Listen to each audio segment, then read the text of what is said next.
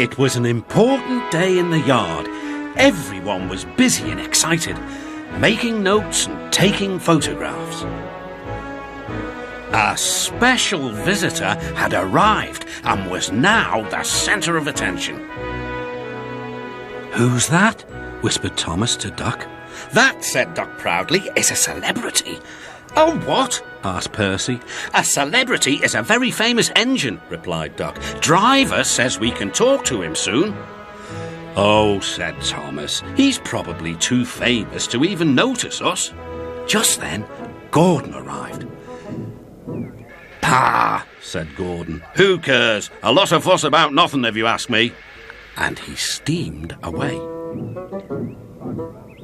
Later that night, the engines found that the visitor wasn't conceited at all.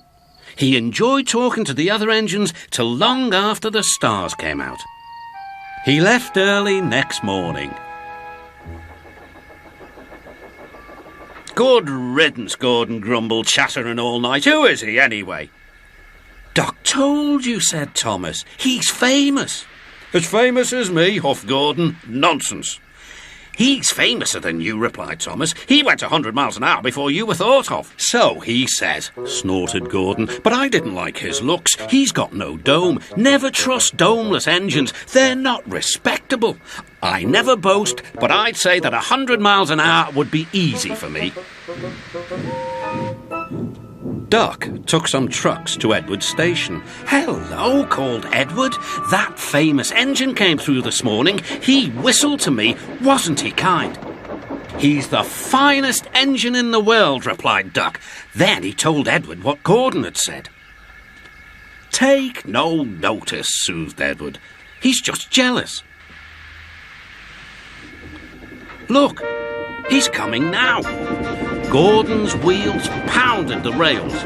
"He did it, I'll do it. He did it, I'll do it." Gordon's train rocketed past and was gone. "He'll knock himself to bits," chuckled Duck.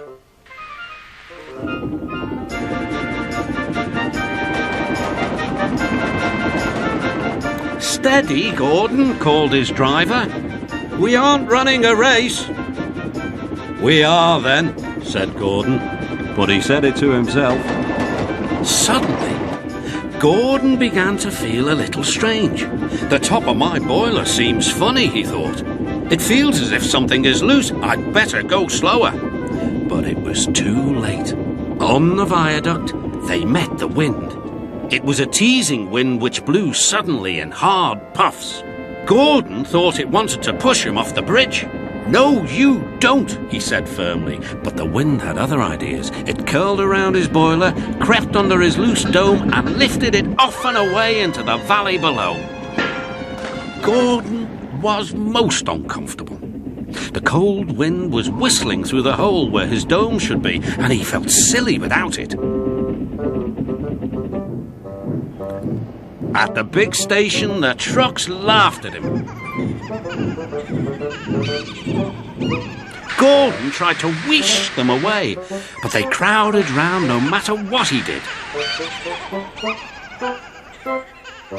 On the way back to the shed, Gordon wanted his driver to stop and fetch his dome. "We'll never find it now," said the driver. "You'll have to go to the works for a new one." Gordon was very cross.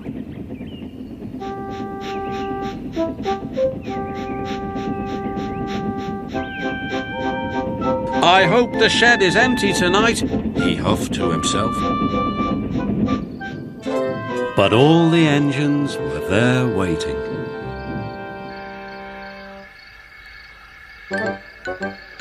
"Never trust domeless engines," said a voice from somewhere behind him. "They aren't respectable."